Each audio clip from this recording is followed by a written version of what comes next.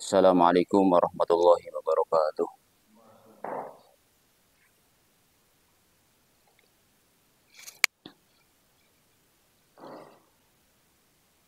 Alhamdulillah wassalatu wassalamu ala Rasulillah wala haula wala quwwata illa billah. Amma ba'du.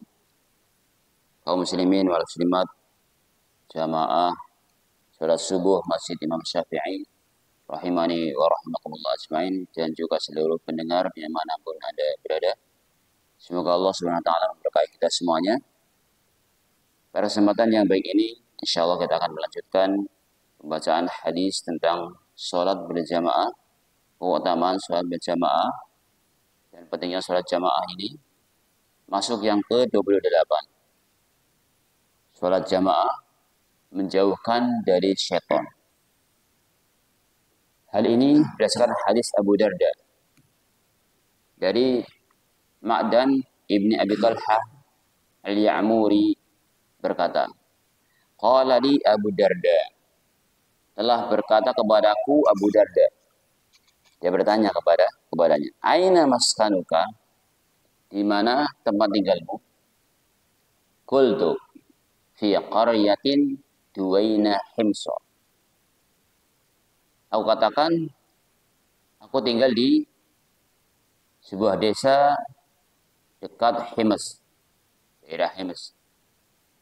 Kemudian faqala Abu Darda, berkata Abu Darda, sami'tu Rasulullah sallallahu alaihi wasallam, aku mendengar Rasulullah sallallahu alaihi wasallam beliau bersabda, ma min salasatin fi qaryatin wala badwin, tidaklah 3 orang yang berada di sebuah desa atau di padang pasir.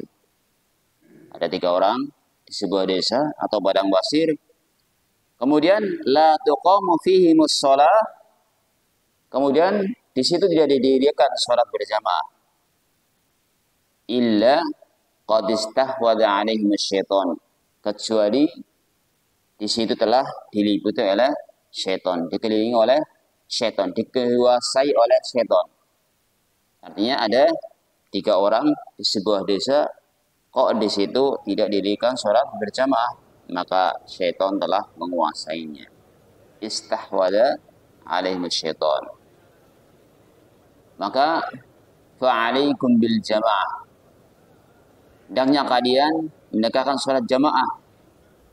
Fa innama ya'kulu dhi'bu al-qasiyata, karena serigala itu akan memangsa adalah hewan yang sendirian, kambing yang sendirian, itu yang sebagai sasaran daripada serigala itu sendiri. Qala Sa'ib, berkata Sa'ib, yakni bil jamaah, al jamaah fi shalah. Berkata Sa'ib, yang dimaksud jamaah adalah di sini adalah jamaah untuk sholat, artinya sholat berjamaah. Hadis riwayat Nasa'i, Ibnu Husaimah, Ibnu Hibban, Al-Hakim, Abu Dawud, ya, dengan riwayat Abu Dawud dengan tanpa pertanyaan dari Abu Darda kepada Ma'dan. Hadis ini dikuatkan oleh Ibnu Hibban, Ibnu Husaimah, Al-Hakim dan Al-Dhahabi, dihasankan oleh Syekh Albani dan Syekh Al-Arnaud atau Syu'aib Al-Arnaud.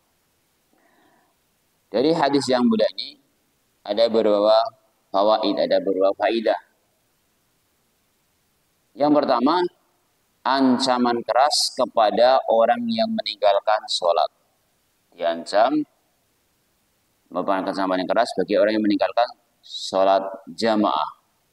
Kenapa tadi dikuasai oleh setan? Saya tanya, ketika dikuasai oleh setan itu berbahaya apa tidak? Berbahaya, ya, berbahaya. Orang kalau sudah kesetanan, dikuasai oleh setan, berbahaya. Itu nanti apa kesetanan. Yang kedua, ancaman keras itu adalah bahwa setan akan menguasai orang-orang yang tinggal di suatu tempat dan tidak melaksanakan sholat jamaah.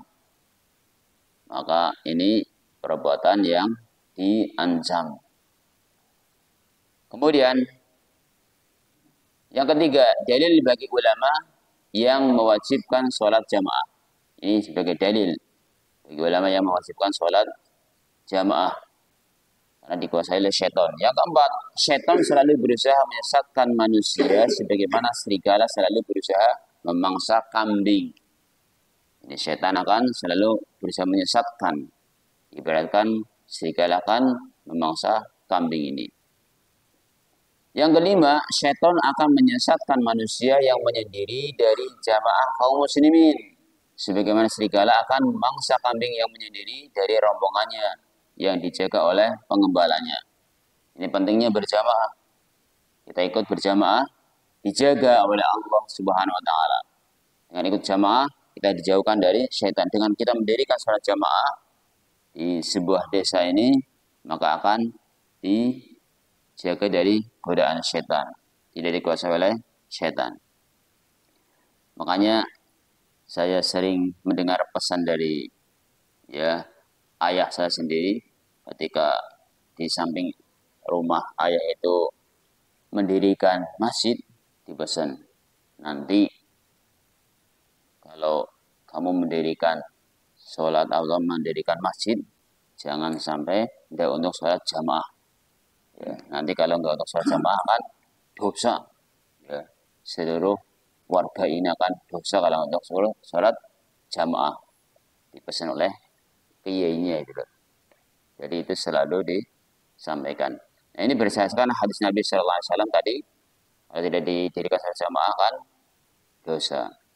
Yang terakhir, di antara keutamaan sholat jamaah adalah sebab keselamatan dari kejahatan syaitan.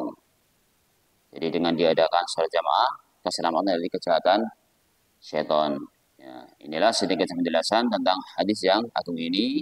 Semoga Allah Subhanahu wa taala memudahkan kita untuk melaksanakan ketaatan dan menjauhi kemaksiatan, dan selalu membimbing kita di atas jalan kebenaran menuju ridho dan surganya yang penuh kebaikan. Amin ya rabbal alamin. Kita tutup dengan doa kafaratul majlis. Subhanakallah wa bihamdika asyhadu an la ilaha illa anta astaghfiruka wa atubu ilaik. Assalamualaikum warahmatullahi wabarakatuh.